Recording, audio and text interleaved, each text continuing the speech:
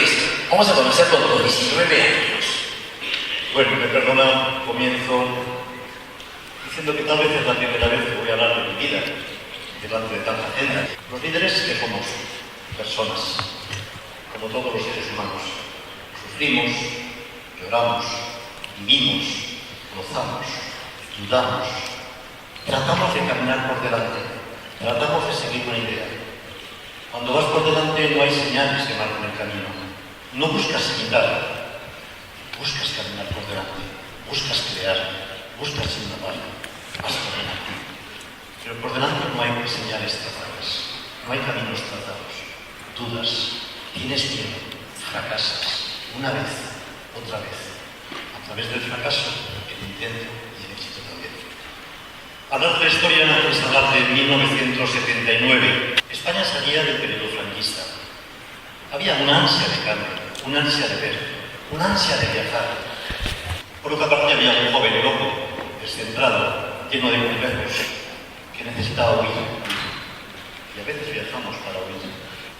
Y quise viajes. Estaba estudiando, no me gustaban los estudios, no me gustaba la educación clara, la vida.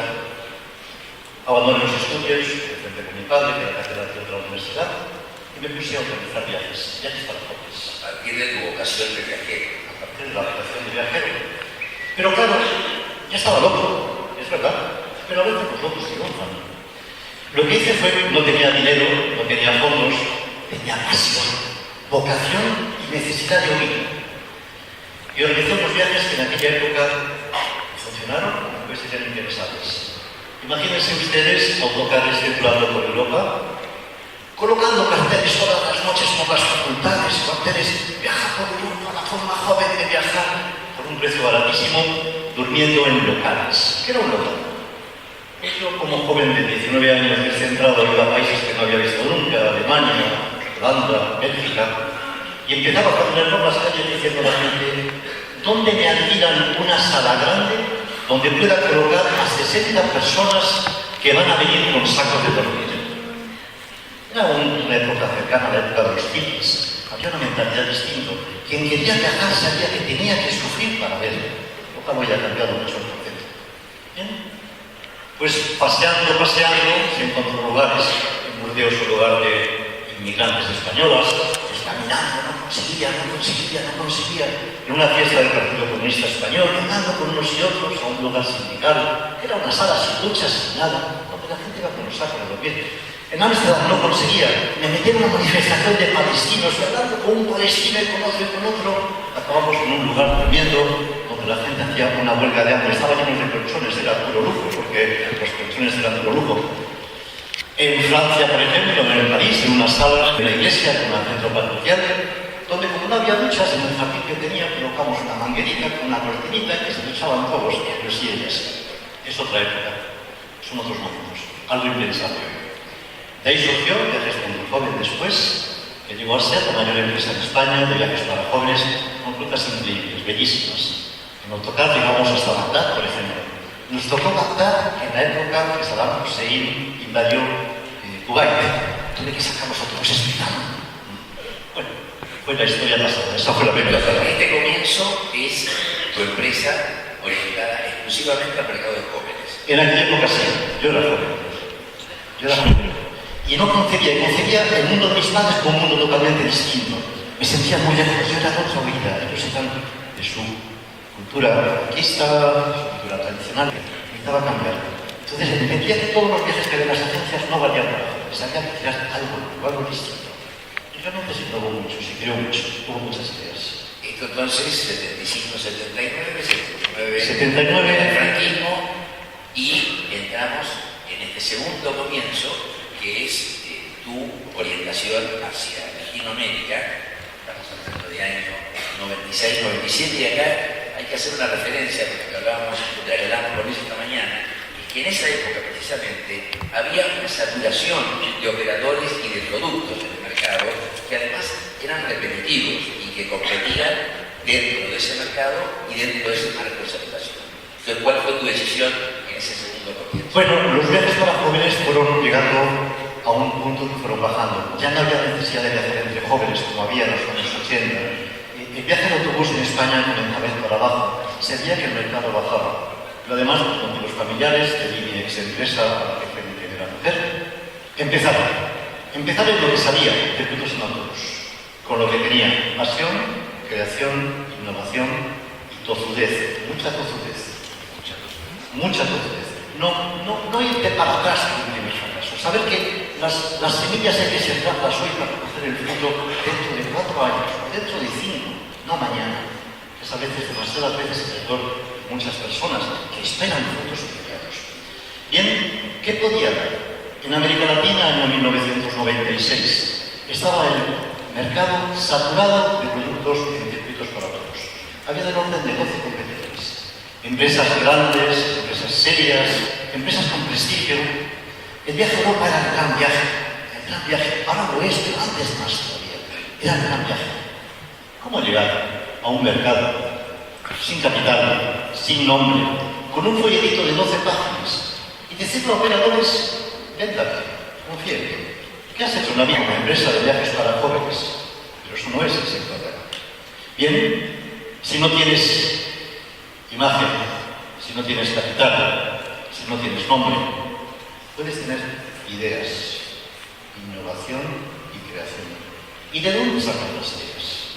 De los fracasos propios o de los demás. Aprender a través del error. En aquella época yo pregunté a muchos agentes en América. Tenía un amigo en México que daba servicios, que me apoyó. Pregunté a muchos agentes: ¿por qué ustedes no quieren vender un circuito organizado? ¿Cuál es el factor que ustedes se quejarían de un circuito organizado? Si a las quejas, las soluciones, tal vez tienes la puerta de una puerta especial. Y creé muchas cosas, por ejemplo, la posibilidad de que los circuitos fueran rotativos, comenzando por rodar, la posibilidad de hacer trocitos de circuito flexible, compre un día, compre 2, compre 3. Garanticé cosas que nadie garantizaba. En aquella época había en Europa 40 monedas. En España teníamos las pesetas, los francos, que los precios siempre cambiaban por cambios monetarios. El seguro de cambio, la garantía de que jamás vas a durar. Algo en aquella época importantísimo. Hoy en día todos sabemos por internet si hay plazas o no hay plazas.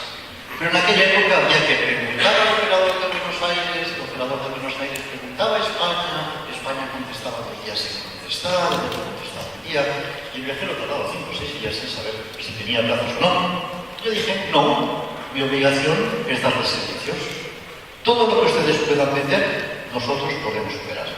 Y hicimos lo que era la venta libre.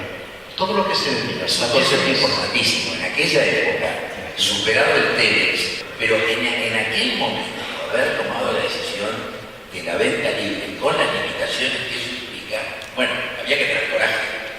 Sí, pero a su vez daba una solución. Usted no va a perder a su cliente porque no sabe la respuesta. Usted no va a quedar mal diciendo al cliente 4 días más tarde: lo siento, está completo. Usted puede decirle al cliente: está confirmado. Entonces, de una forma u otra, hubo muchas cosas que fueron novedosas. La información que brindábamos, los itinerarios detallados indicando cada día los kilómetros que se hacía. Novedad, creación. Es el único camino para llegar, si quieres ir por delante. Bueno, pues hubo trabajo y algo, un factor fundamental: involucrar, hacer partícipes a todos del proyecto, buscar que cada trabajador sienta el proyecto como propio, buscar que sientan orgullo por trabajar en una empresa.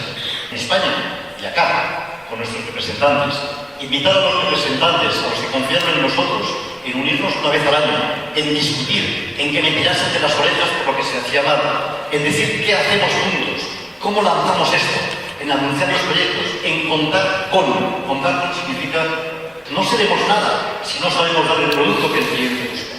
Y solo podemos saber si están las puertas abiertas, como usted hace, que escucha a su cliente y aunque le llame boludo o lo que sea, con mucha moderación contesta.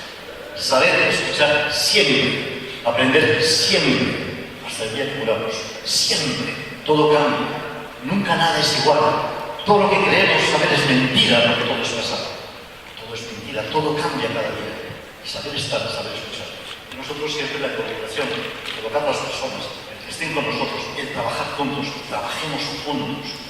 Con esta favor les digo: yo no quiero cobistas. Me molestan muchísimo los cobistas, los que me dicen a todo bien. Quiero gente con ideas, gente que me lleve la contraria. Luego yo tomaré la decisión. Pero ayúdame a hacer los ustedes. Creo que son conceptos fundamentales en la dirección de la empresa. Bueno, que ahí entonces lográs a partir del 96-97 esta consolidación en América Latina, que fue el mercado elegido en definitiva. Entonces, este tercer comienzo, que es nuestra tercera etapa, es el ahora y el futuro de Europa. El tercer comienzo es el conocer que todo tiene un tiempo, y nuestro tiempo pasa. Y nada da sentido si no sabemos centrar en el final. Nada ha sido válido si al final todo muere. La empresa son cientos de personas que viven de ella ahora. La decisión de qué hacer con el futuro fue de las más difíciles que he podido tomar en mi vida. Que sobrevivan los trabajadores en sus funciones, que haya futuro. Y hay una transición gradual a que pertenezcamos allá, con unas sinergias gigantescas. Yo tengo aún 10 años para liderar el proceso de integración. La venta no se puede hacer al final cuando ya no vales nada. La venta no se puede hacer al final cuando eres tarde. No se puede hacer al final cuando ya no aportas nada. Tienes que hacerla cuando tienes la capacidad, la energía, la fuerza, las ideas para la integración y para el futuro. La integración de JTB me lleva a un objetivo. ¿Se llegará? ¿No se llegará? No importa. Los objetivos deben ser hermosos, deben ser distantes, deben ser estrellas que nos guíen en el camino. El objetivo es que lo que Propamundo sea el futuro la mayor empresa del mundo de circuitos. Claro que sí, ¿no? Pero no es tan difícil. Perdón. Quedémonos con esto. El objetivo es que Propamundo sea la mayor empresa de circuitos del mundo. Pero ese objetivo jamás por delante de otro más. La excelencia como profesionales. Dar ejemplo haciendo bien las cosas. Marcar camino que merece la pena ser seguido. Hacer las cosas bien por la sostenibilidad que habláis. Pero también por un concepto de empresa que sea la excelencia. La excelencia significa que sea una gran empresa, que genere beneficios, que sea buena para los trabajadores, que sea buena para la sociedad en su conjunto. Que busquemos a través del turismo mecanismos para la convivencia, la tolerancia, la diversidad, la paz. Ese es el proyecto número uno. El segundo es que en ese camino además, trabajando en nuevos mercados, abriendo el producto en Asia, abriendo el producto de mercados emergentes, montando los mercados emergentes con los de América Latina, buscando un modelo de circuito en los cuales estamos realmente entrando. Sí, el objetivo no es imposible. Tenemos además la colaboración de la mayor empresa asiática para esto, muchísimo. El objetivo no es imposible. A ver sí, tal vez no. A mí me da igual, cuando se llegue ya no estaré en la empresa. Pero no hay nada mejor que decir cuando te vas a la empresa es tener orgullo de que la has dejado colocado para ser mucho más grande, con mucho más futuro que empresas.